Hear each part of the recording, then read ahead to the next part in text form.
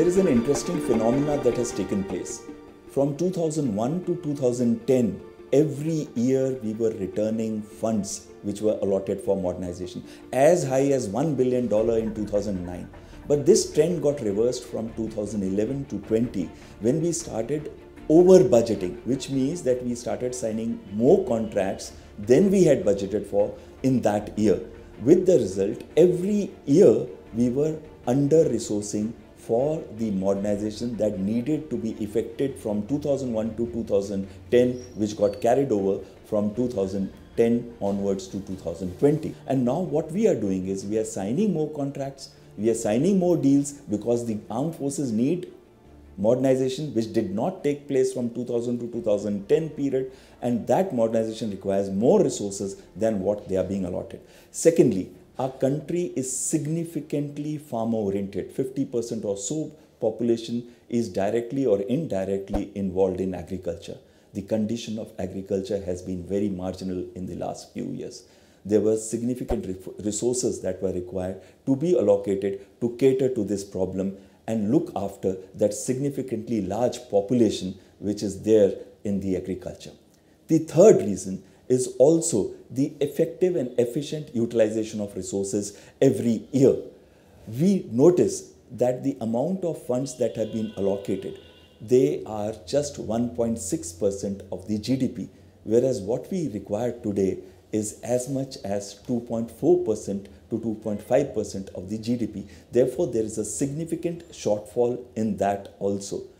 And fourthly, our entire procurement process is buying off the shelf, or even the transfer of technology takes a significant amount of time that takes place for the procurement to be effected. The procurements are delayed, lethargic, and the process is reactive and piecemeal. That means the best example is the post-Balakot.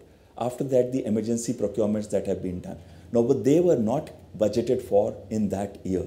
So what happens when you do such additional procurements? Where does the fund comes from? And automatically under-resourcing keeps taking place thereafter. As a developing country, we cannot find enough resources for our development, or as far as the social growth, economic growth, as well as cater for the large spending on the defense.